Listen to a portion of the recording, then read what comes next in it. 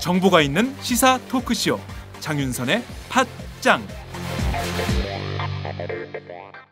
다음은 팟짱 서포터즈 1호 광고입니다.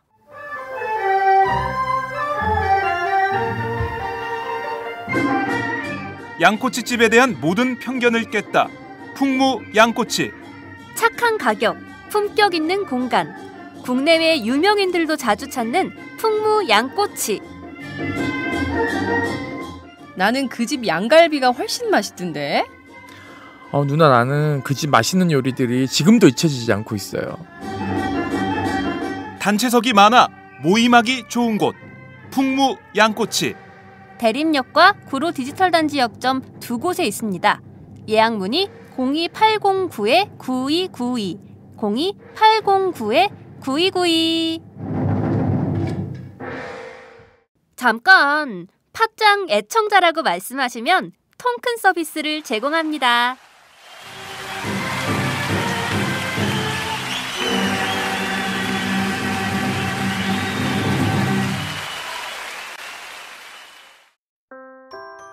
안녕하세요. 충남 금산에서 아버지와 함께 인삼농사를 지어 홍삼을 만들고 있는 젊은 농부 이성규입니다. 사람들은 쉽게 양심하지만 양심은 말로 하는 것이 아닙니다. 품질로 증명하는 것입니다.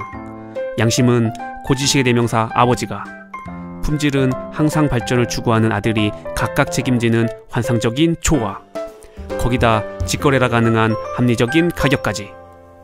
믿을 수 있는 홍삼 제품을 찾고 계신가요? 노력한 만큼 내어주는 자연의 마음을 알기에 참 착한 홍삼. 지금 검색창에 정성농장 홍삼을 검색하세요.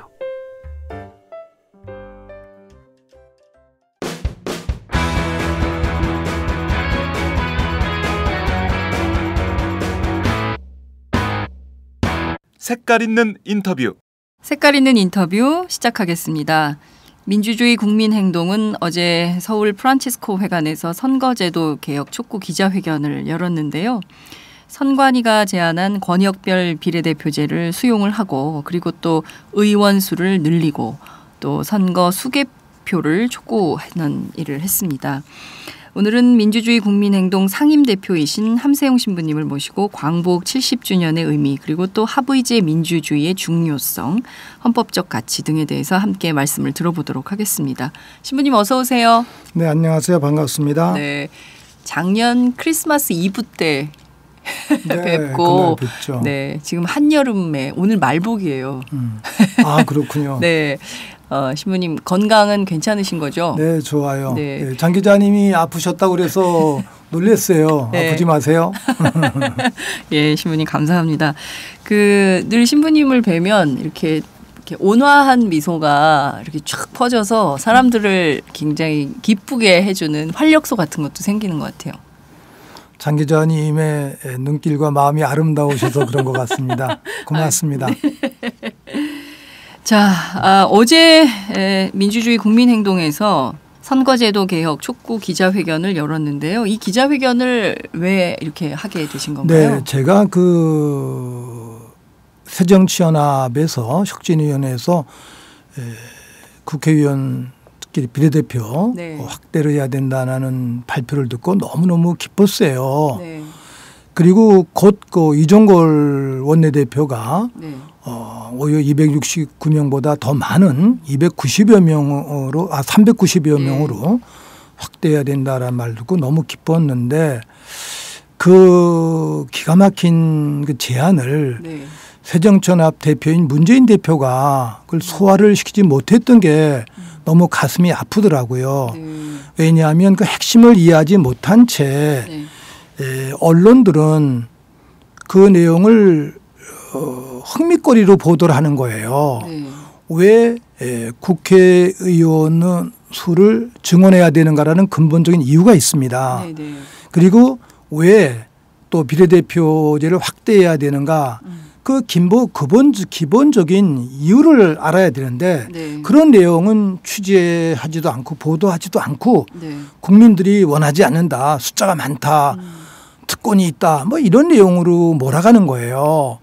그런데 이제 저보다 앞서 많은 분들이 말씀하셨지만 사실 국회의원들 중에는 정말 수준 이하의 네. 부족한 분들도 많이 계시지만 정말 또 공동체와 민족을 위해서 나라를 위해서 애쓰시는 훌륭한 분들도 많이 계시거든요. 네. 그건 뭐 국회의원들 뿐이겠습니까? 우리 종교 안에서도 훌륭한 좀 헌신적인 분들도 계시고 또 거기에서도 좀 못 미치는 분이 네. 계시게 돼 있거든요. 그런데 언론은 그 국회의원들 중에 헌신적인 분들을 표상으로 제시하지 않고 네.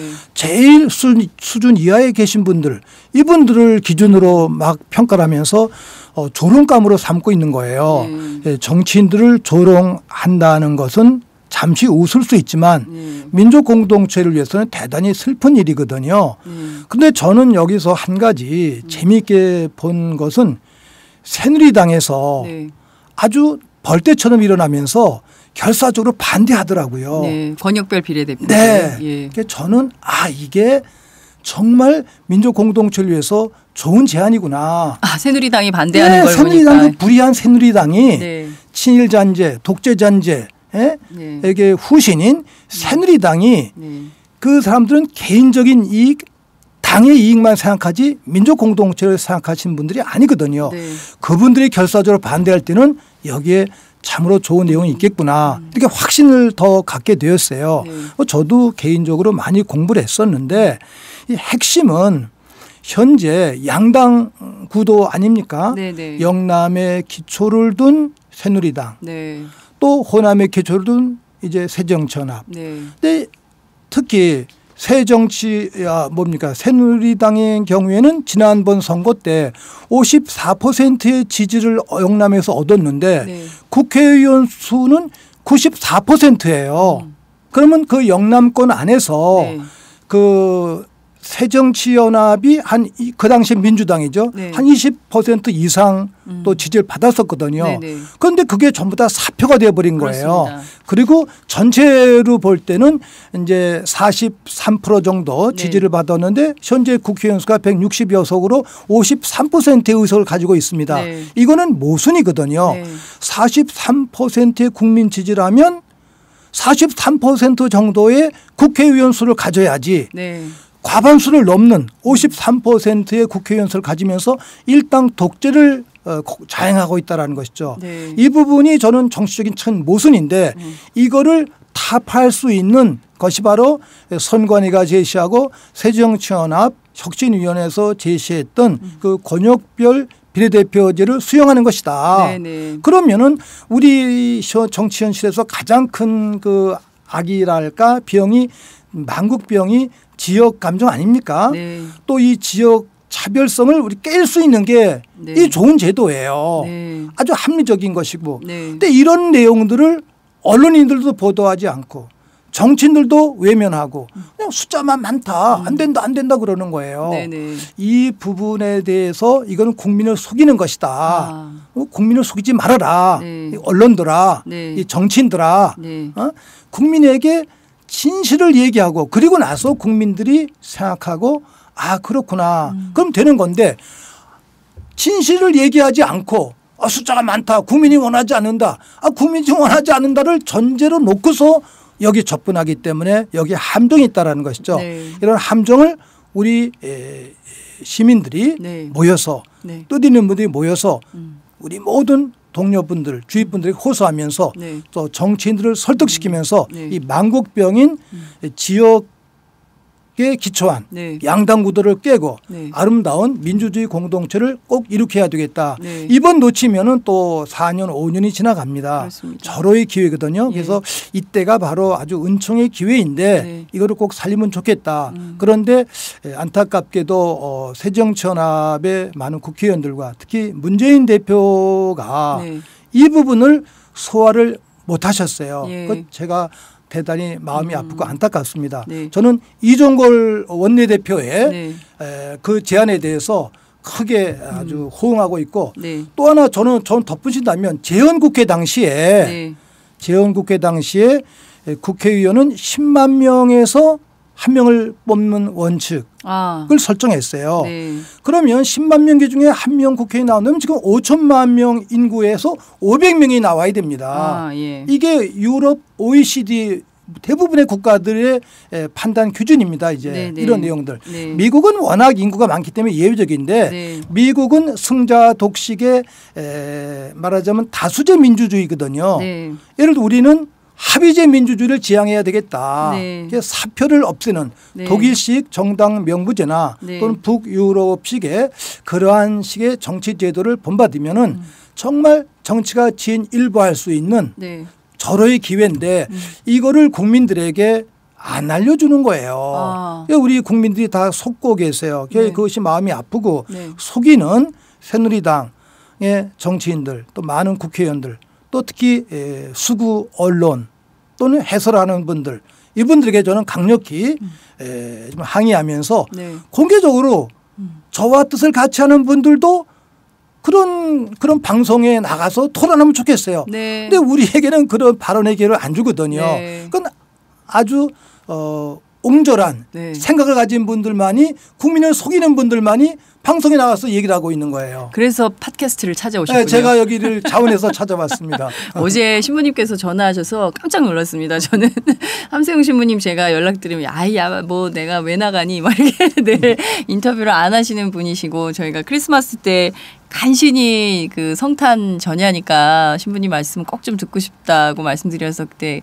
간절한 인터뷰를 했던 기억이 나는데 어제는 이 말씀은 꼭 좀 하셔야겠다고 절호의 기회인데 이 중요한 순간을 놓치면 우리 민족 공동체의 운명이 또 언제 어떻게 될지 모른다 이런 위기의 말씀을 주셨습니다. 신부님께서 주신 말씀을 하나하나 좀 짚어보도록 하겠습니다. 우선 선거제도 개혁에서 핵심은 이번 선거제도 개혁에서 핵심은 권역별 비례대표제다라고 볼 수 있을 것 같고 그것은 망국적인 지역주의를 타파하는 가장 핵심적인 요소이기 때문이다. 그러니까 그 정당 득표율로 하면 영남 지역에서도 새정치민주연합 혹은 정의당 후보가 당선될 수 있고 또 그밖에 다른 정당 후보들도 당선될 수 있고 또 호남 지역에서도 새누리당 혹은 또 그밖에 다른 정당들이 당선될 수 있어서 이른바 양당 독식 구조를 깰 수 있는 독과점 구조를 깰 수 있는 절호의 기회인데 이것을 지금 새정치연합도 새누리당도 좀 소극적인 거 아니냐. 특히 새누리당은 아주 완강하게 반대를 하는 것이고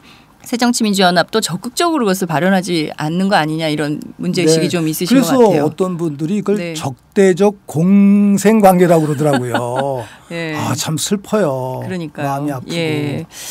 그래서 지금 그게 굉장히 중요한 문제인데 오늘 아마 국회 정개특위가 열리는데 이 자리에서 논의가 조금 더 적극적으로 될 가능성이 있는데 현재로서는 지난 대선 공약이었기 때문에 문재인 대표를 비롯한 새정치민주연합이 권역별 비례대표제 그리고 또 새누리당인 김무성 대표가 제안한 오픈 프라이머리를 뭐 빅딜을 하자 이런 이제 주장을 하는데 그걸 뭐 새누리당이 받지 않겠다. 왜냐하면 새누리당한테 불리하다고 보는 거거든요. 그러니까 권역별 비례대표를 하면 호남의 의석은 생기지만 전체 의석에서 줄어들 가능성이 있기 때문에 과반을 못하면 의미가 없다고 보는 것 같아요.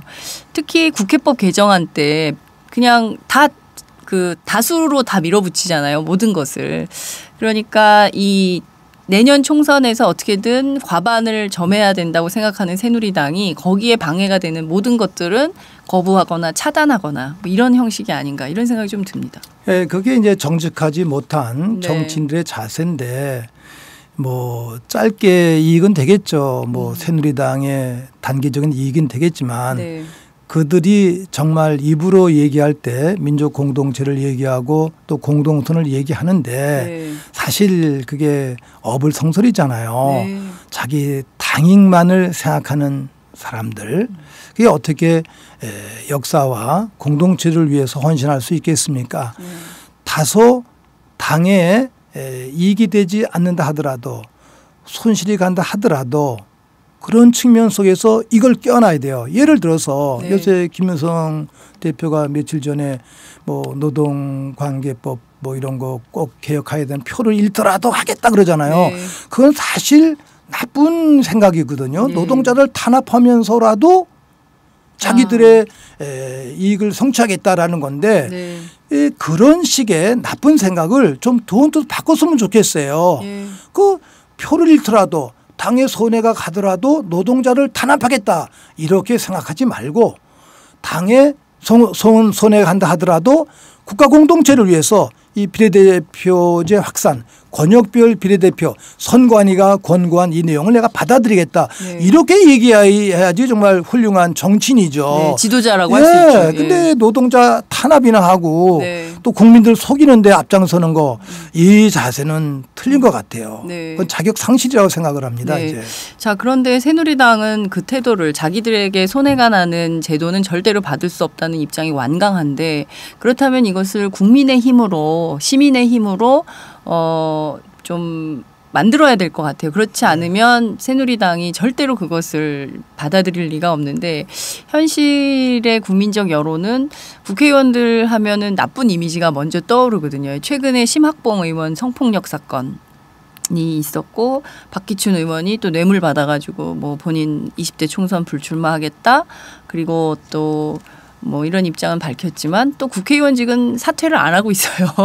그러니까 기득권은 계속 유지하고 싶은 사람들 아니냐. 성폭력 사건으로 문제가 됐음에도 불구하고 의원직은 유지하려는 이런 나쁜 이미지가 많기 때문에 의원 수를 확대하는 것에 대해서는 부정적인 인식이 있는 게 사실이거든요. 근데 이거를 좀 어떤 방향으로 해야 될까?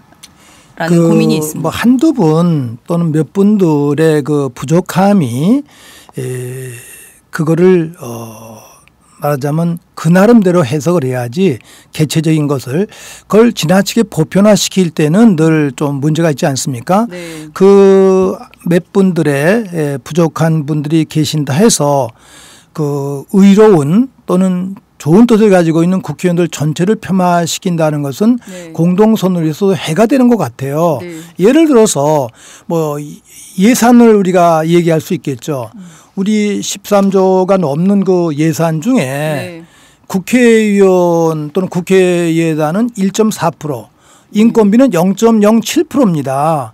그럼 나머지 99.93% 네. 이것을 행정부가 그 예산을 주관하면서 네. 사용하고 있거든요. 네. 그럼 그렇게 막대한 예산 99.93이라는 네. 그 국가 예산, 정부 예산을 감시하고 네. 통제하고 또 분배를 잘할 수 있도록 하는 분들이 우리들의 대표인 국회의원들이거든요. 네, 네. 그럼 국회의원들 300명이 그 일을 하는 것보다 네. 500명이 나눠서 또 그 500명 중에 한 250명 비례대표 전문가들이 들어가서 예. 감시하고 조정하면 훨씬 더 좋거든요. 이 99.93%의 그 모든 정부 예산은 청와대가 네. 또는 재경부가 독점하면서 사용하고 있어요. 네.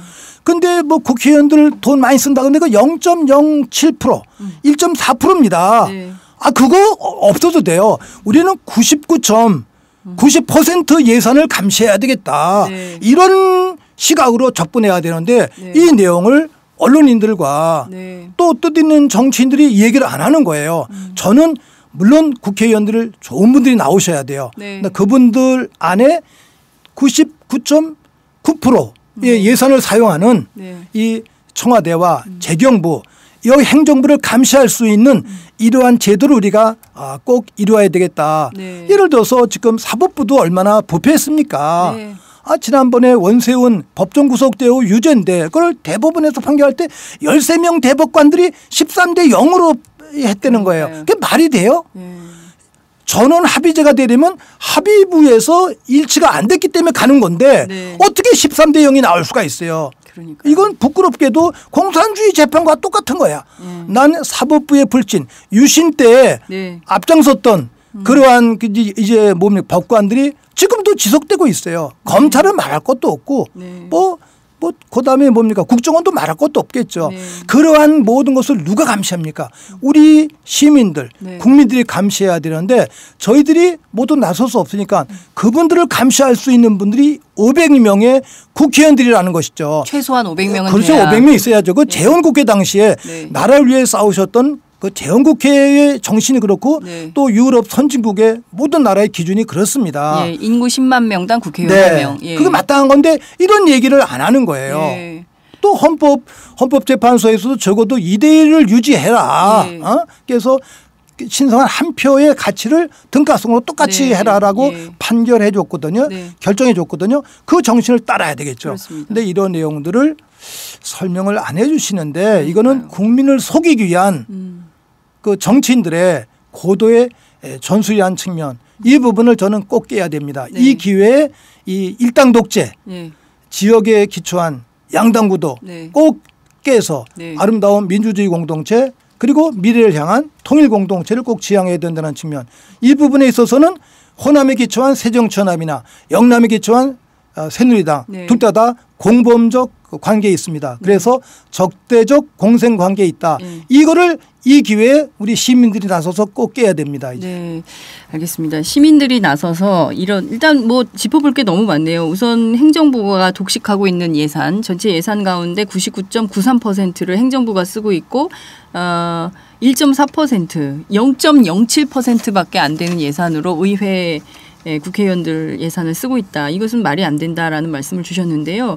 실질적으로 좀 불균형적 상황에 있는 것 같습니다. 예산 쓰임에서. 그리고 이걸 좀 바로잡을 필요가 있고 그리고 이 막대한 예산을 감시하고 또 예산뿐만 아니라 정책과 관련된 부분들을 제대로 감시하려면 300명 가지고는 부족하다. 더 많은 의원들이 확대가 돼야 다각적인 감시 활동, 다각적인 견제 이런 것들이 가능하다. 그래야 입법, 사법, 행정의 삼권 분립, 균형적인 민주주의가 제대로 발전할 수 있다. 이렇게 보시는 거죠. 물론이죠. 네. 그리고 300명이라는 숫자가 네. 뭐 그렇게 하늘이 주신 뭐 숫자가 아니잖아요. 예. 우리가 절대 숫자가 늘리면 아니죠. 되는 거예요. 근데 아주 300명이라는 것을 고정시켜 놨어요. 예. 우리 5천만 명 우리 시민 국민 모두가 국회의원입니다. 우리가. 네. 근데 우리가 다 정치에 가서 직접 행사할 수 없으니까 네. 우리들의 뜻을 모아서 네. 모은 건데 그 국회의원 수가 많으면 많을수록 네. 권력이 분산되고 그렇습니다. 감시자가 많고 네. 좋은 거죠. 네. 그래서 국회의원 숫자가 많으면 국민이 짜증난다. 이렇게 선전하는 것이 이 정치인들의 사기 행각이라는 것이죠. 네. 그 부분은 우리가 지적해야 됩니다. 그 예컨대 정치인들이 국회의원 숫자가 늘어나는 것에 반대하는 것은 경우에 따라서는 본인들의 기득권 그 0.07% 1.4%밖에 안 되지만 그 안에 있는 기득권을 누리고자 하는 것은 아닐까요? 그런 면도 있겠지만 예. 그 부분은 저는 그렇게 크다고 생각을 안 합니다. 이제 네. 숫자가 많아지면 네. 기득권을 누리고자 하는 국회의원들보다 네. 정말 공동선을 위해서 헌신하는 분들이 또 많아질 확률이 있거든요. 그렇죠. 숫자가 많아지면은 네. 그런 측면으로 접근해야 되는데 우리는 고정관념으로 부정적 국회의원 수를 300명으로 고정화시키고 네. 또 국회의원들은 또 국민들의 신임을 받지 못한다. 네. 이러한 식의 세뇌를 시키면서 정치 혐오증을 갖게 되는데 정치 혐오증을 갖게 되면은 득세하는 자들은 권력자들이고 독재자들이거든요. 네. 이 부분에 대한 것을 우리가 좀 꼭 깼으면 좋겠어요. 네. 아, 오늘 신부님께서 정말 너무 이 속상한 마음이 크셔가지고 지금 분노를 하셨어요. 도대체 이 불의한 행태에 대해서는 도저히 묵과할 수가 없다라는 말씀하시고 중요한 것은 우리 시민들이 좀 깨어있는 시민들이 이런 불의한 것에 대해서 저항하고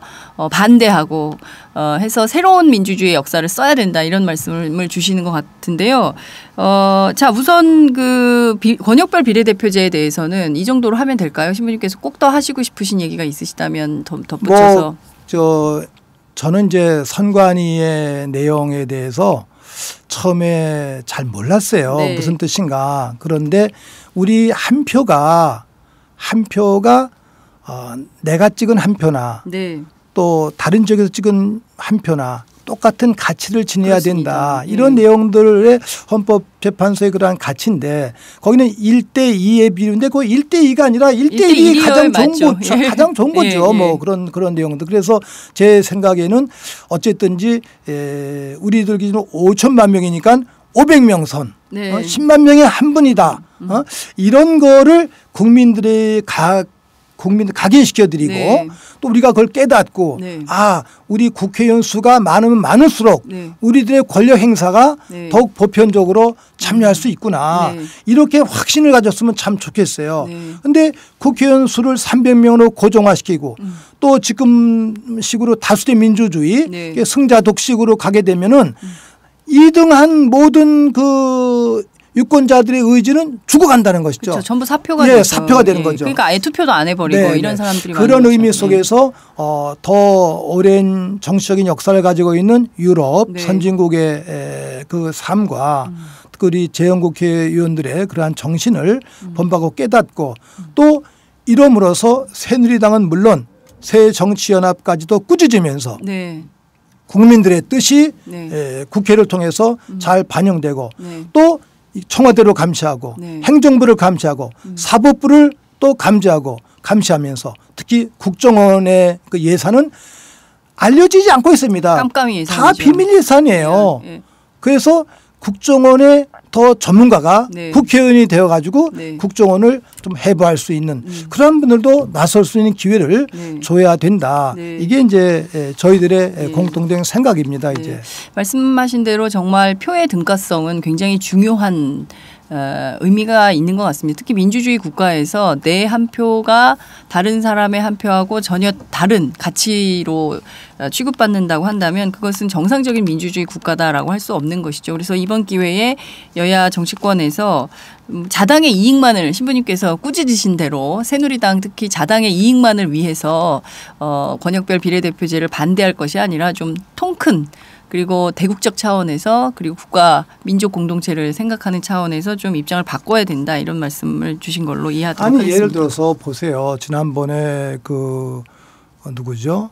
그 원내대표 새누리당 네, 유승민 대표. 유승민 대표 그 일 전후로 볼 때 그 네. 공당이 네. 청와대 박근혜 그분의 한마디 얘기로 그러면 그게 무슨 뭐예요? 조직폭력배의 부하들이잖아요. 네. 그게 말이 됩니까? 예.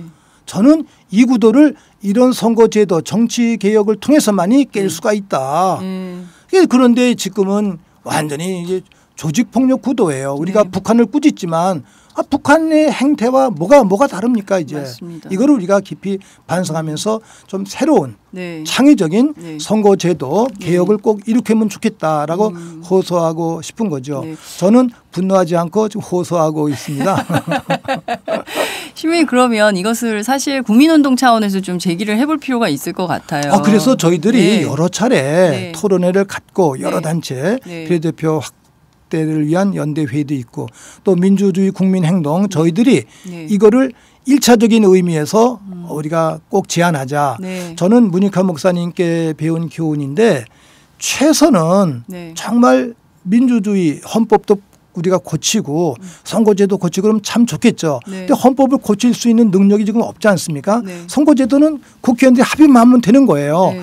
그래서 최선을 이룩하지 못할 때는 차선을 선택하는 지혜를 선택을 해라. 네. 그래서 지금 2015년 이 시점에서의 최선은 우리가 이룩할 수가 없어요. 또 불의한 정권 또 퇴치시켜야 되고 네. 또 헌법도 개정해야 되고 통일도 이루어야 되겠지만 그건 네. 우리 힘으로 하기가 불가능합니다. 그러면은 차선 네. 선거제도 개혁을 통해서 네. 합의제 민주주의를 이룩하는 것. 네. 그중에서도 권역별 비례대표 마침 선관위가 또 네. 제안해 주었으니까 네. 헌법재판소도 판결을 그걸 하고, 예. 받아들이면은 네. 이거는 우리가 꼭 할 수 있겠다. 네. 이렇게 확신을 가지면서 이거를 올해 1차적인 저희들의 과업으로 선정을 했습니다. 이제. 네. 말씀하신 대로 이 내용이 좀 국민적 여론으로 형성이 돼서 이번 기회에 선거제도 개편 논의가 좀 활발하게 이어졌으면 좋겠다는 생각이 들고요.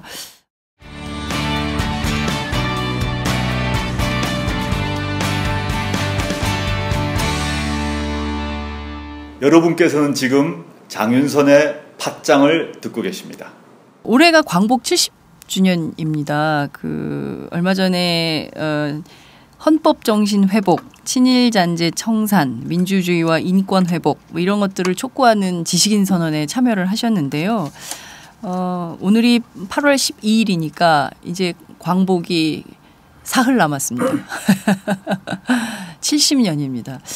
신부님 올해 좀 어떻게 평가하십니까? 이렇게 이 선언을 꼭 조직해야 되겠다라고 생각하셨던 이유도 있으실 것 같아요. 네, 저도 어제 기자회견에 함께했고 또 저녁에는 시청 앞에서 하는 1945년 8월 15일 네. 그 당시에 24시간 네. 우리 한국과 중국과 일본의 그 반응이랄까 이런 내용을 가진 행사를 함께 참여하면서 많은 걸 느꼈는데 어제 저희들이 이제 광복 70년 우선 광복이란 말이 조금 좀 소극적이에요. 네. 해방 70년이라고 해야 됩니다. 해방 70년. 네. 이 광복은 빛을 찾았다는 그러한 식의 의미에서 뭐 좋은 뜻도 있지만 네. 조금 소극적이고 해방 일제 침략에서 억압에서 우리가 해방되었다. 네. 해방에 좀 적극적인 능동적인 측면의 역동성이 있는데 언제부터 또 광복이라는 용어로 바뀌었어요. 네. 그러니까 저는 그게 개인적으로 늘 아쉬운데 어쨌든 네. 이제 해방 70년에서 네. 역사와 헌법을 다시 생각하는데 저는 어제 그 모임에 가면서 이런 생각을 했어요. 아, 이건 우리가 거울을 보면서 내 모습을 바로잡는 일이구나. 우리 아침에 일어나서 또 하루살이 하면서 늘 거울을 보지 않습니까? 네. 거울을 보면서 내 모습이 헝클어졌어요. 그 머리도 옷도 단정하게 입고 바로 잡습니다. 그러면 우리 역사 앞에서 헌법 앞에서 내 모습이 어떠한가를 바로 잡아야 돼요. 그러니까 역사는 우리의 모습을 바로 보게 하는 그러한 거울인데 역대 정부, 지난 정부, 이번 정부도 국정교과서를 왜곡하면서 네. 어린이들에게 거짓 모습을 거짓 사실을 일깨워주고 있는 거예요. 예를 들어서 지금 아베의 불의한 그 일본 정치인 아베 또 일본을 우리가 꾸짖습니다. 네. 저도 꾸짖습니다. 근데 저는 꾸짖으면서 동시에 아베와 일본을 꾸짖기 전에 나의 모습은 어떤가 우리 정부의 모습은 어떠한가를 성찰해야 된다고 생각을 해요. 네. 일본은 일본의 잘못을 우리가 막 꾸짖는데 우리가 우리 역사 사실을 왜곡하는 것을 보고 일본 정치인들과 일본 언론인들이 웃고 있는 거예요. 우리 어린이들 표현대로 너나 잘해. 너나 잘해. 이렇게 얘기할 것 같아요. 네. 늘 그것이 늘 가슴이 아픈데 이런 의미에서 정말 역사 앞에서 우리가 정직해야 된다. 선조들 앞에 정직해야 된다. 이런 의미에서 역사적인 의미. 지금 현재 뭐 청와대도 그렇고 또 교육부도 그렇고 청소년 교과서를 지금 또 왜곡하면서 국정교과서를 만들려고 하는데 이거 무서운 내용이고 사실 살인과 같은 행위거든요. 그 일을 지금 저지르려는 음모를 꾸미고 있어요. 이걸 나서서 막아야 됩니다. 이제 두 번째 헌법을 생각한다. 네. 헌법. 우리들의 길잡이죠. 네. 살아가야 할 그런 원리인데 또 그 이면에는 자연법과 또 하느님의 법에 기초했습니다. 법이라는 게 양심에 기초하기도 하고 그런데 우리 헌법이 역대 독재자들에 의해서 짓밟히고 찢겨지고 상처를 받았어요. 네. 그 헌법 좀 가슴이 아프다. 우리 해방 이후 70년의 역사 48년 이후에 정부가 수립된 이후의 역사를 보면 헌법은 상처받은 역사예요. 그 헌법이 상처받았다는 것은 우리 민족이 다시 상처받고 짓밟히고 찢겨졌다는 거와 똑같습니다. 이제 이런 아픔 속에서 야 역사 앞에서 우리 각자의 모습 공동체 모습을 바로 보자. 헌법을 따라서 바른 길로 나아가자. 이런 의미 속에서 이제 일제 잔재를 청산하지 못한 우리들의 원죄 성찰하고 또 독재 잔재, 유신 잔재를 청산하지 못한 우리들의 부끄러움. 또 분단 세력이 여전히 이제 고착화되면서 분단으로 먹고 사는 자들, 통일을 방해하는 사람들 이 건재하고 있다는 측면 또 역시 가슴 아파하고 그리고 우리 시민들을 얽으면 지금 롯데 사태도 그렇습니다만 그 이런 재벌 이거 해체해야 됩니다. 이게 신자유주의, 재벌 또는 기업 또 부패 관료, 정치 체제 또 이런 국정원 특히 국내 사찰하는 이 모든 것을 해체하면서 새로운 공동체를 이끌어야 되는데 이러한 의미 속에서 우리가 역사와 헌법을 다시 생각해야 되겠다. 계속해서 우리가 역사를 또 만들어가고 또 헌법에 그 정신을 실천하는 이러한 삶을 살자. 그래서 이제 이러한 뜻을 제안하고 네. 뜻을 모아서 발표하게 된 것이었어요. 네. 마침 그 최근에 그 친일 청산이 사실 노무현 정부 때는 이제 정부기구로도 있었는데요. 특별위원회 형식으로. 그렇지만 잘 우리가 청산하지 못한 역사로 남아 있는 것 같습니다. 지금까지도 온전한 상황인데 오히려 친일파들은 계속 뭐 재벌 권력이 됐든 언론 권력이 됐든 또 정치 권력이 됐든 이렇게 막 득세하지만 독립운동가의 후예들은 여전히 굉장히 빈곤, 뭐 열악한 환경에서 살고 있고 뭐 이런 역사가 좀 그 왜곡된 상태로 계속 근대 한국의 근대 역사가 오고 있는 것은 아닌가 이런 생각이 좀 드는데요. 최근에 영화 암살이 뜨고 있어요. 그래서 다시 친일파 문제가 대두가 되고 있는데 혹시 신부님 그 영화는 보셨나요? 네, 저도 시사회 때서 그 영화 재밌게 잘 시사회를 보셨어요? 네, 네. 감독이 초청했나요? 네, 예. 그래서 저희들 우리 민족 그 독립단체 네네. 모든 회원들하고 같이 가서 이게 재밌게 봤는데 네. 저는 개인적으로 네. 오히려 조금 이게 가볍지 않는가 이렇게 생각을 했는데 네. 옆에 있었던 그 젊은이들이 네. 영화 이거 잘 만든 겁니다. 또 배우들도 또 아주 유능한 배우들, 유명한 분들이고 네. 이거는 잘 될 것 같습니다. 그래요. 예. 그래서 저도 이 영화가 잘 되길 바라겠다, 예. 바라야 되겠다. 그래서 보니까 지금 아마 8,900만 명, 네. 이렇게 1,000만을 앞두고 있습니다. 예, 너무 너무 기뻐요. 예, 저는 그 영화이기 때문에 재밌어야지 또 젊은이들이 온대요. 상업 영화니까요. 네, 그래서 뭐 재미를 가지고 했는데 그게 또 우리 시대에 맞는 표현 방법이구나. 그래서 관심 있게 보면서 우리 시대의 그 표현 방법을 좀 현대식으로 젊은이들에게 맞게 바꿔야 되겠다 이런 생각도 했습니다. 어쨌든지 우리 영화 주제는 참 항일 투쟁 시기에 너무 많은데 그거를 예술화시키지 못했다는 것이죠. 네. 그걸 아름답게 또 재미있게 예술화시키면서 많은 분들이 참 깨어났으면 좋겠어요. 그런데 저는 한 가지 네. 재미로서 끝나지 않고 네. 그 재미와 함께 역사의식, 민족의식, 가치관, 바른 가치관을 정립하면서 좀 이 세상을 바꾸는데 힘이 되었으면 좋겠다. 네. 이 영화는 영화로 재미있게 보고 끝나는 게 좀 안타깝고 좀 아쉽습니다 이제. 그러니까요. 그래서 영화를 보신 분들이 네. 항일 투쟁 네. 그 주역들이 되셔서 네. 이 불의한 이 시대를 바꾸는 원동력이 되었으면 참 좋겠어요. 그러니까요. 그 1,000만의 관객들이 그 영화를 보고 현실에는 여전히 친일파들이 득세하고 있다고 봐도 과언이 아니지 않습니까? 어제 일본 신동빈 회장의 그 롯데그룹 회장의 그 기자회견을 국민들이 어떻게 봤을까? 저는 한국말이 잘 안 되시잖아요. 뭐 이런 뭐 물론 이제 그 기업이 친일 기업이라는 것은 아니고 여하튼 이제 그런 문제들을 이렇게 우리 국민들이 어떻게 볼까 이런 것도 저는 이제 한편에서는 궁금하기도 한데 문제는 현실에 아직도 그 뿌리들이 친일의 뿌리들이 남아 있고 그것이 청산되지 않는 가장 근본적인 원인은 어디에 있을까? 젊은이들은 그런 것들이 또 왜 우리 선배들은 그런 걸 하지 못했나? 역사를 먼저 살았던 사람들은 왜 그런 것도 하나 똑바로 못했나 이런 비판을 할 수도 있거든요. 네, 그 뭐 우리 모두가 다 네. 반성 성찰해야 되는데 저도 이제 역사학자들 통해서 이제 다시 국사를 공부하면서 깨닫게 되는데 이 고조선 역사까지 올라가더라고요. 고조선이요? 예. 그러면서 그 예를 들어서 그 한사군 설치할 때 우리도 어렸을 때 뭐 그렇게 평양 대동강변 근처에 있다고 이렇게 배웠잖아요. 근데 원래 중국 문서를 보면 중국 문헌을 보면 그게 요동반도와 네. 북경 쪽에 설치되었다는 거예요. 한사군이. 그래요? 근데 대동강변에 있었다는 한사군은 일본의 역사관.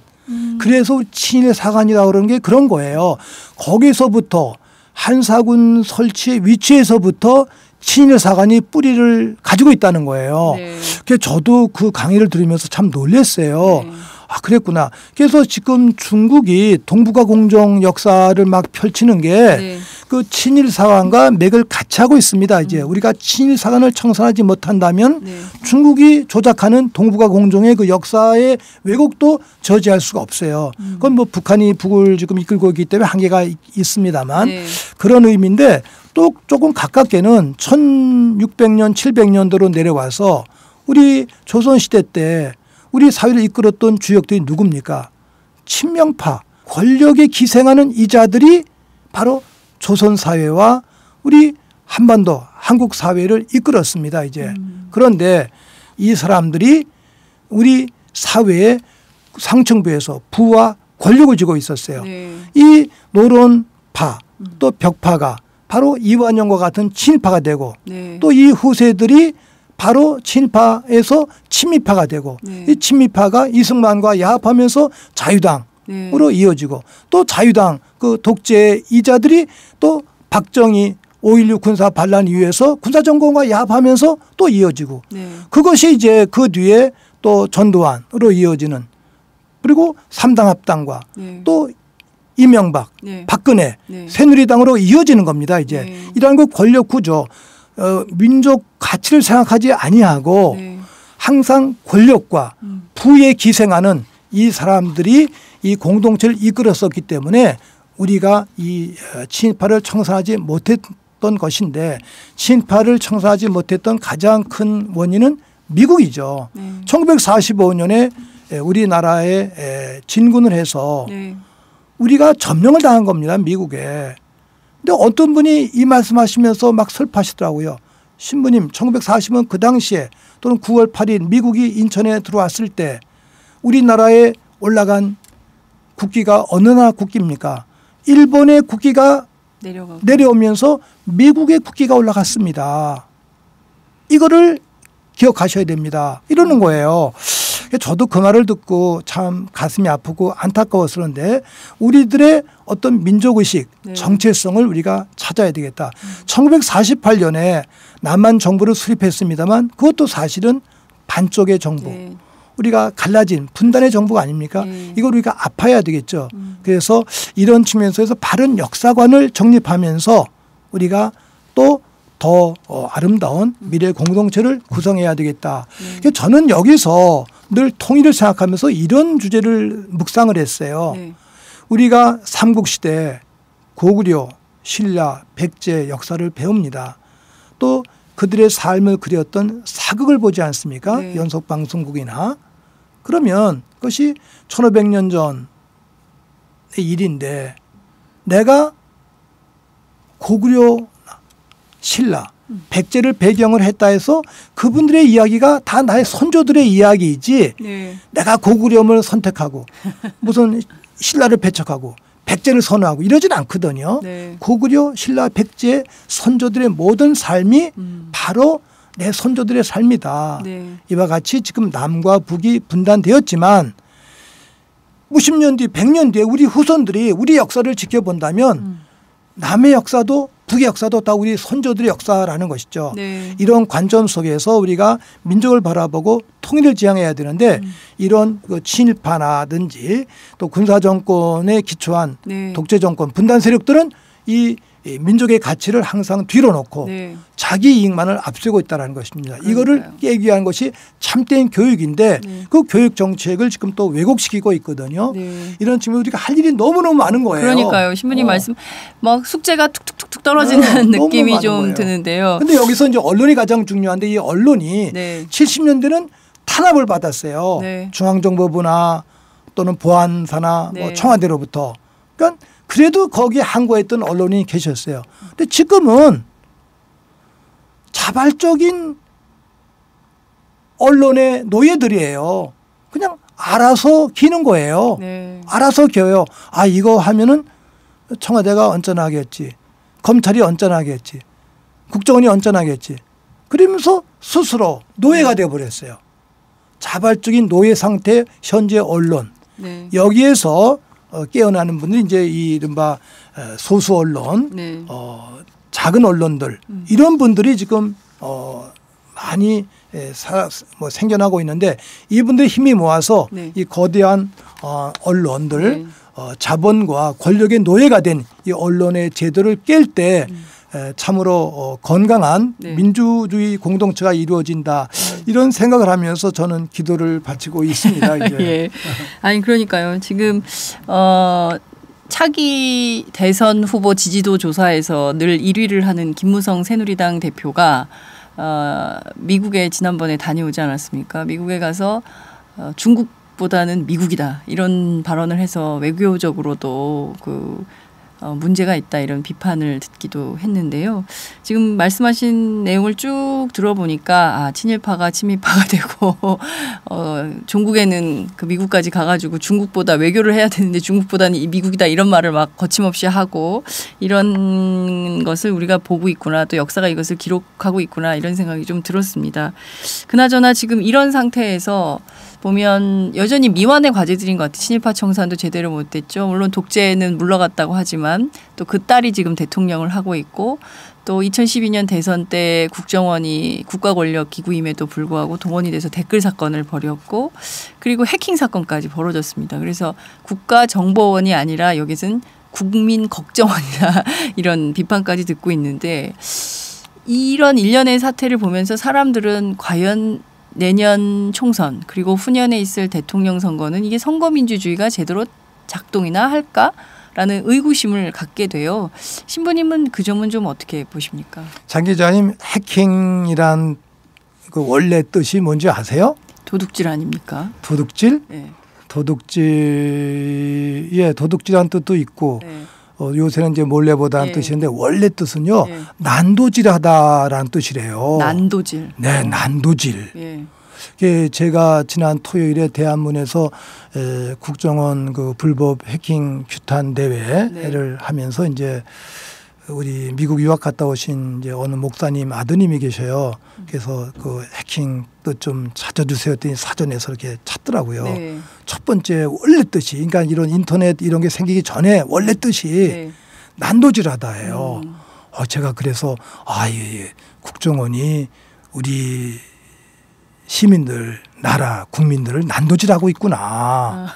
난도질하고 있구나. 네. 이러고 제가 생각을 했는데 우선 그 국정원부터 말씀을 드리면 네.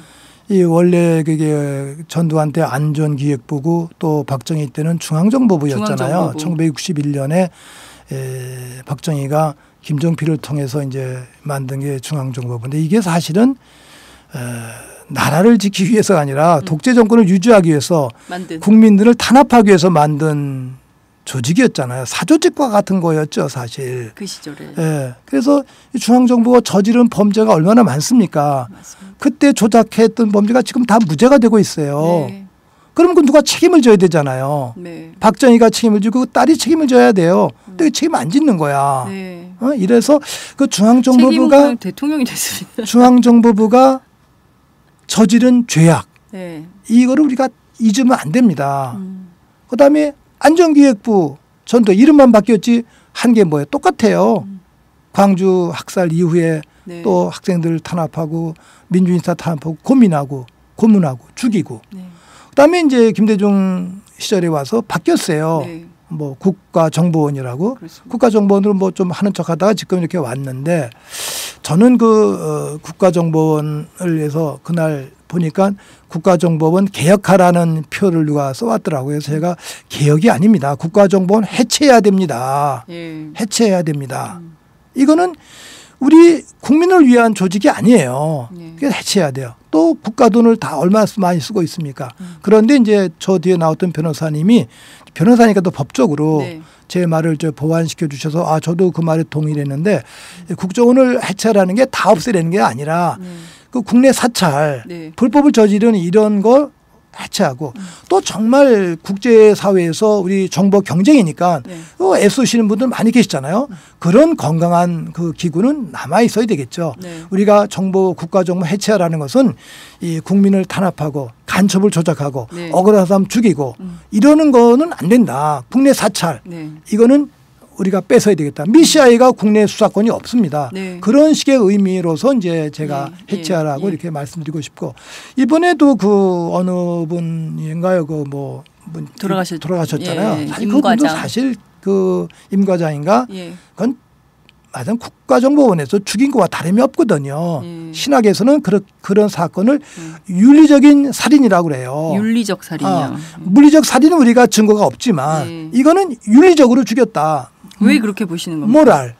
그거 조작된 거 지금 다 뭐 매일 뉴스에 나오지 않습니까? 네, 자동차가 뭐 가 있고 연탄 펴놓고 뭐 번호판도 가리고 그 국정원이 현장에 시신의 위치도 먼저 바뀌고 갔고 이게 말이 돼요 이게 네. 조사도 제대로 하지 않고 네. 경찰은 마지막에 와서 조사했다는 거예요. 그래서 저는 폐차시켜버리고 그리고 또 어떤 기자가 그 보도되기 전에 벌써 그렇게 저한테 암시를 주더라고요. 그래서 저도 육감적으로 이거는 모랄 킬링이구나. 윤리적인 신학에서는 그렇게 얘기합니다. 이제 물리적으로 물론 살인하지 않았지만 네. 이거는 윤리적으로 네. 그 제도 자체가 네. 불법적인 기관에서 이제 그 사람이 죽도록 몰아간 거예요. 그거는 사실 그 기관의 책임이 있고 네. 엄청 근데 그거를 전부 다 지금 흐리고 있습니다. 네. 이제 이런 게 아까 말씀드린 국회가 제대로 네. 권역배 비례대표를 통해서 건강하게 서 있다면 네. 다 바뀔 수 있죠. 네. 어떻게 국회가 국민의 대표기관 국회가 요구하는데 그 자료를 하나도 주지 않습니까? 한 가지도 주지 않고 있습니다. 네. 그러니까 저는 이게 신부님 말씀에 동의하는 지점이 바로 이런 것인데요. 만약에 숫자가 더 많았더라면 국회의원들이 감시자가 더 많았더라면 시민사회 힘이 더 셌더라면 국민적 목소리가 훨씬 셌다면 국정원이 저렇게 버틸 수 있을까 자료를 안 내놓고 또 황교안 국무총리 후보자도 자료를 안 내놓지 않았습니까? 자기 인사청문회 할 때 뭐 이런 식으로 버티기로 일관하는 것은 국회를 무시하는 거죠. 민의를 무시하고. 근데 그런 행태가 반복적으로 나타나고 있다는 거예요. 참 민주주의가 위기다. 그렇죠, 신부님. 네, 이거 너무 슬퍼요. 그 국정원에 대한 거 있고 또 국정원을 우리가 정말 더 잘 감시해야 되는데 네. 그 자료도 안 내놓을 뿐만 아니라 지금 예를 들어서 뭐 새정치연합에서 안철수 의원 같은 분이 전문가지 않습니까? 네네. 그분이 다 아면서 제시라고 오늘 뭐 발표한다고 들었는데 모르겠어요. 어떤 내용인지.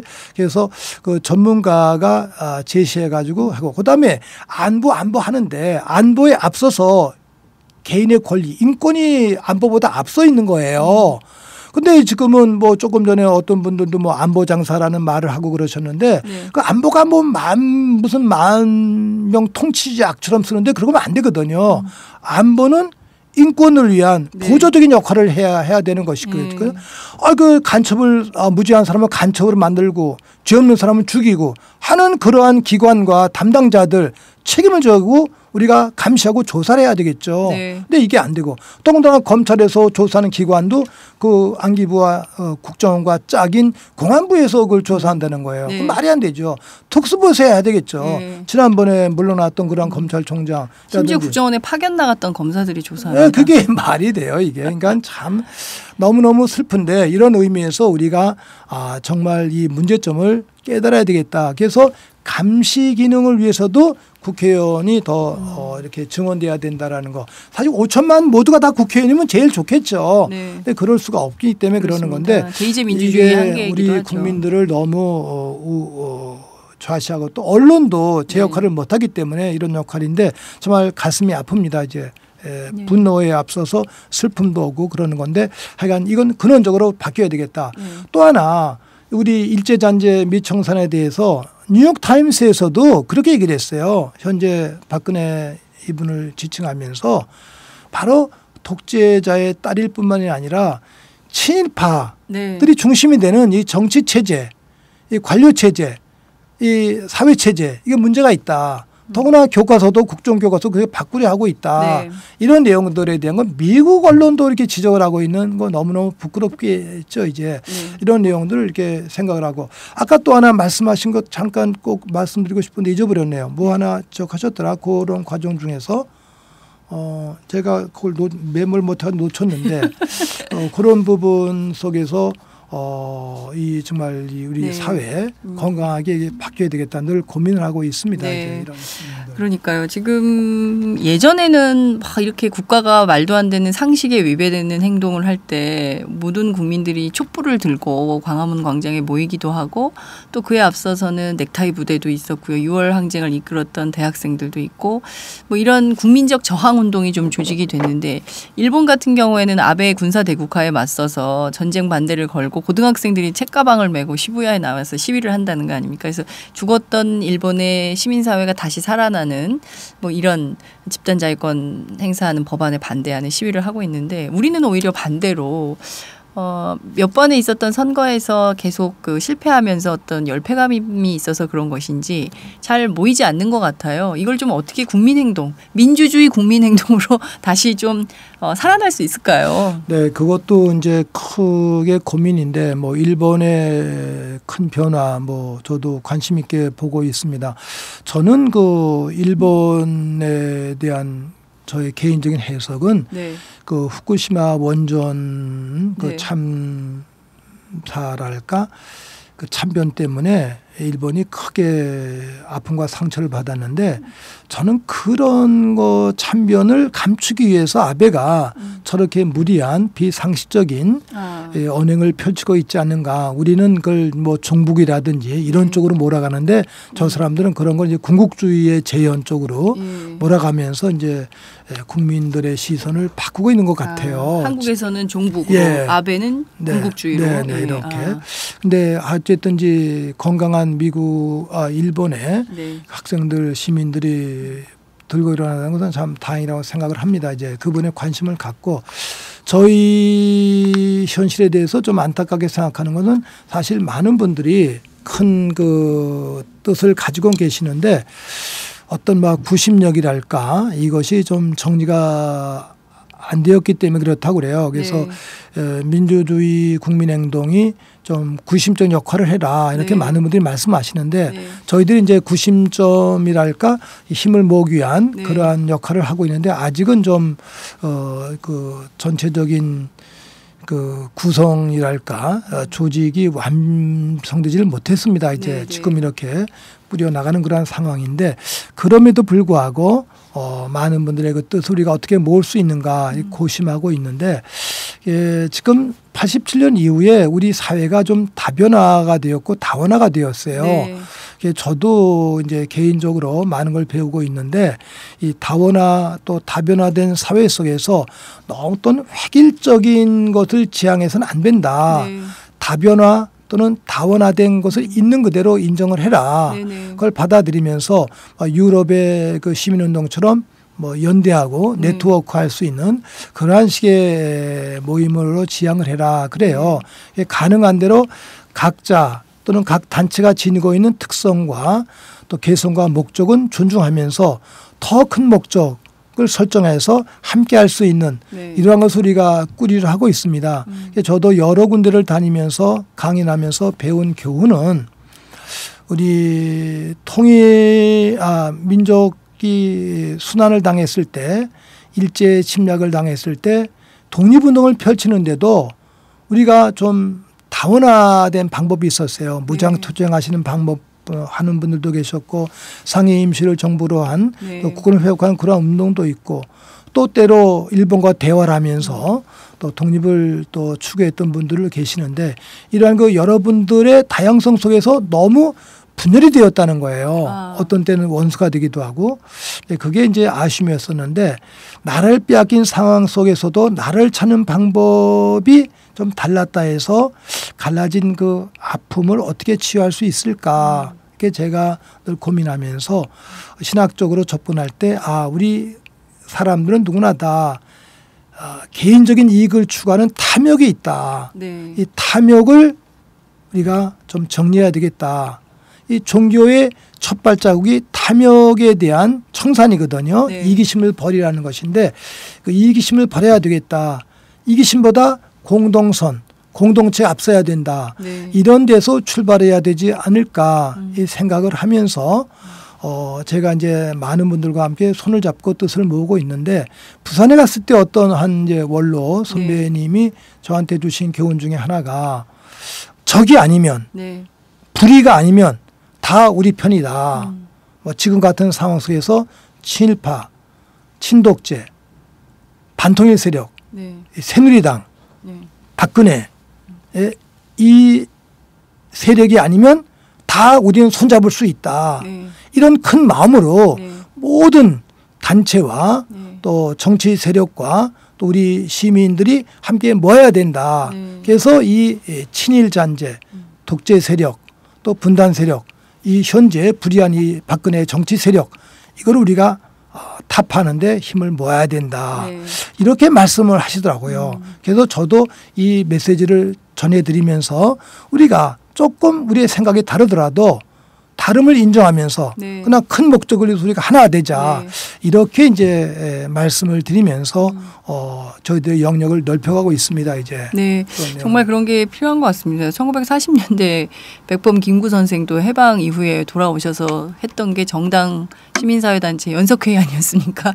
마찬가지로 지금 다시 해방 정신으로 돌아가서 좀 힘을 낼 수 있는 사람은 힘을 내고 지식을 낼 수 있는 사람은 지식을 내서 연대 정신으로 이런 불이한 문제들에 대해서 좀 함께 머리를 맞대고 해결해가는 능력을 보여야 되는 것은 아닌가라는 생각이 좀 들기도 하네요. 신부님 모시고 약 1시간 동안 쭉 말씀을 좀 들었습니다. 지금 해방 70년인데 남북관계는 다시 경색 국면으로 가고 있습니다. 물론 북한이 매설한 걸로 보이는 지뢰 때문에 더욱 문제가 커지고 있는 상황인데요. 애시당초 박근혜 대통령은 통일대박론을 제기한 바 있습니다. 그러나 평화의 길보다는 오히려 대결, 전쟁의 길로 가는 것은 아닌가. 뭐 어떤 분들은 뭐 국지전 가능성도 있다, 뭐 이런 얘기도 하고 해서 국민들이 겁을 내고 두려워하는 이런 상황이기도 한데요. 이 여러 가지 문제들에 대해서 말씀을 해주셨지만 특히 남북관계 경색에 대해서는 좀 심각한 문제인 것 같거든요. 그 점은 좀 어떻게 풀어야 된다고 보십니까? 진정성이겠죠. 진정성. 우리가 북에 대해서도 이제 뭐 지적도 하고 그러는데 그래도 북한의 일관된 주장은 6.15 공동선언 정신, 14선언 정신 따르고 지키자라고 얘기하고 있거든요. 그럼 그 부분에서 우리가 또 합의를 보고 새로 출발해야 된다고 생각을 합니다. 이제. 그런데 실상 이명박 시대부터 6.15 공동선언을 우리가 무시했거든요. 그건 전임 정권 책임자가 약속하고 체결했던 그 선언은 후임자가 지켜야 되는 게 정치적인 도리이고 상식이고 또 원칙인데 그걸 우리가 어겼어요. 이 부분이 가장 마음이 아프고 슬픕니다. 이제. 그리고 현재 그 정권 담당자들도 통일을 이야기하려면 바로 6.15 공동선언에서부터 물론 그 전에 또 나갈 게 많습니다만 뭐 7.4 공동성명이나 또 91년 노태우 때 남북 합의서 이런 것도 있지만 2000년에 하여간 6.15 공동선언 그것이 최근에 우리가 이루었던 남북 공동 행보의 원리니까 여기서 출발해야 될 것 같아요. 근데 거기서 특별히 2항을 보면 남과 북 정치 지도자들이 많이 고민했던 내용인데 우리 남에서는 국가연합을 이야기하고 북에서는 연방제를 얘기했다고 그러는데 그 둘이 국가연합과 북에서 얘기하는 연방제와의 어떤 합의점을 찾을 수 있지 않을까. 그래서 국가연합과 낮은 단계 연방제 이걸 고민하면서 합의점을 찾을 수 있다라고 2항에서 명시되어 있거든요. 그 부분을 조금 우리가 심도 있게 논의하고 고민해야 되는데 그런 과정 없이 우리는 그냥 언어 유희, 말로만 또는 큰 소리로만 또 때로는 뭐 대중들을 속이는 그러한 어법을 하고 있어요. 이 부분은 정직한 접근이 아니다. 지난번에 대화 때도 말씀을 드렸습니다만 박근혜 이분의 말은 통일은 대박이다라는 거예요. 저는 개인적으로 상당히 그 말을 듣고 좀 아팠어요. 대박이라는 용어는 노름 용어거든요. 노름 용어. 경박하다고 하셨군요.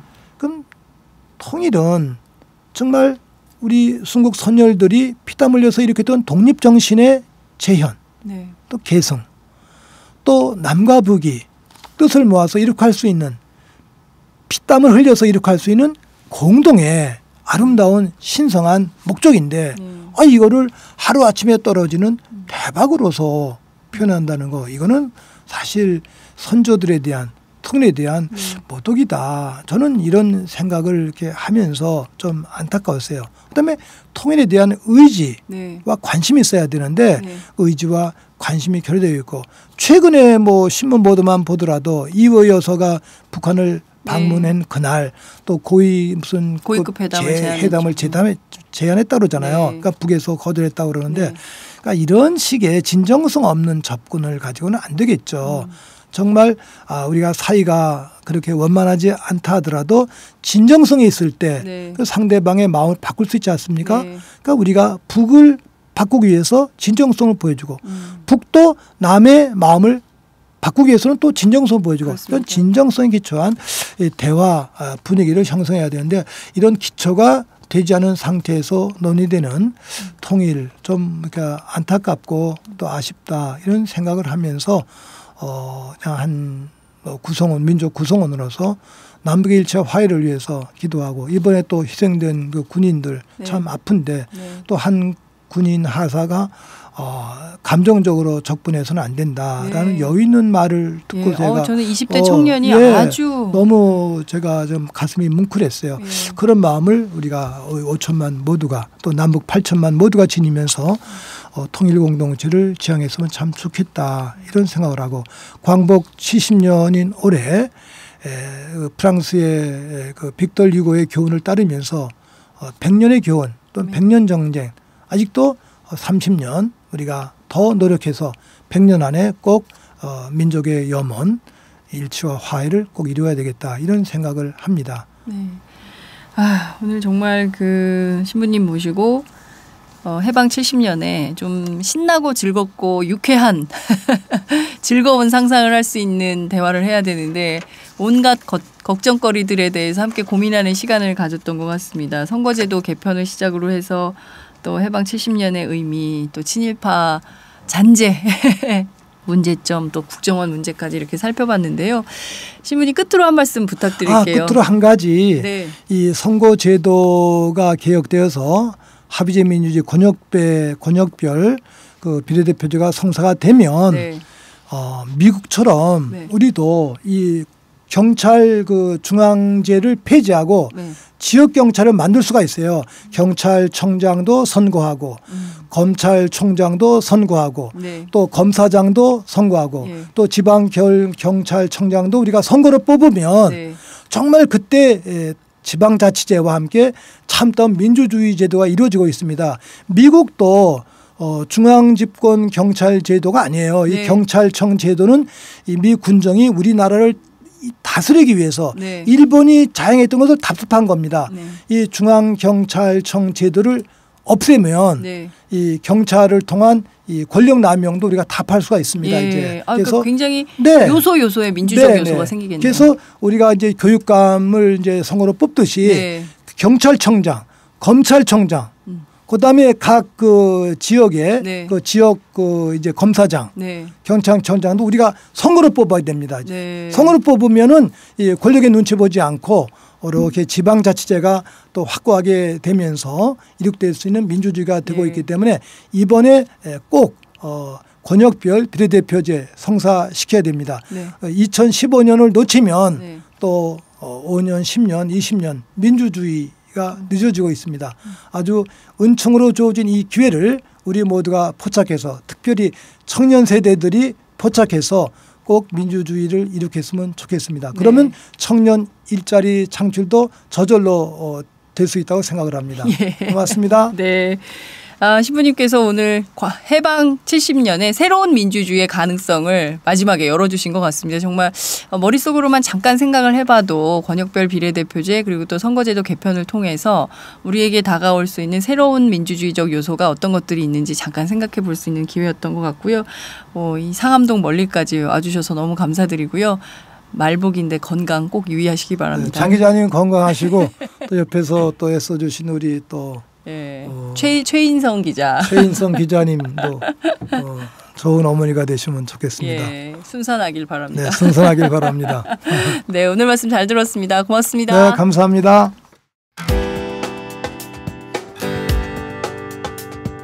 네, 우선 10만인 클럽 6주년 축하드리고요. 제가 오마이뉴스에 바라는 게 있다면 자본의 영향 없이 이렇게 시민들의 힘을 모아서 정말 사회적 눈치 보지 않고 올바른 목소리, 바른 시각에서 저희들에게 세상을 많이 알려주시면 좋겠고, 앞으로도 이렇게 아직 인원이 많이 안 모인 거로 아는데 더 많은 후원자들 생겨서 10만인 더 넘어서 100만인까지 이루어졌으면 좋겠습니다.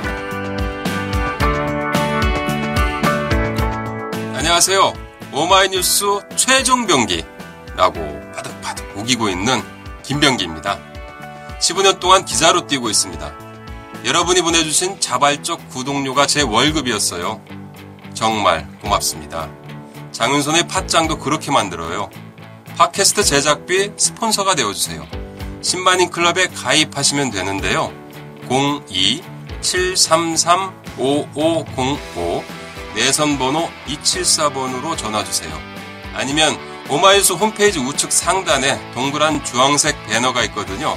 그걸 꾹 눌러주세요. 청취자 여러분, 열심히 뛰겠습니다. 아싸!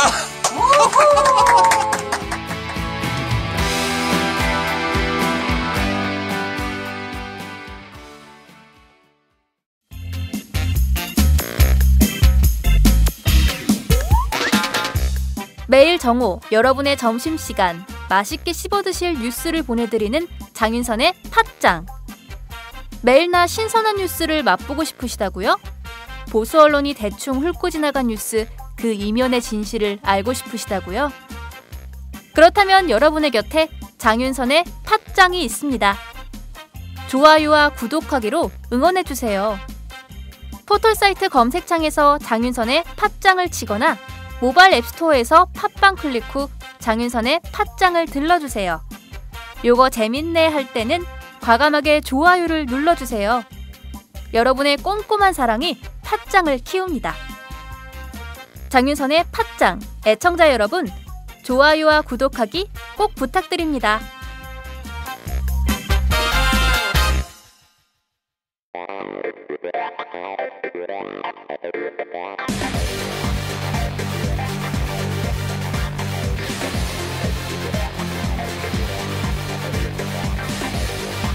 정보가 있는 시사 토크쇼 장윤선의 팟짱.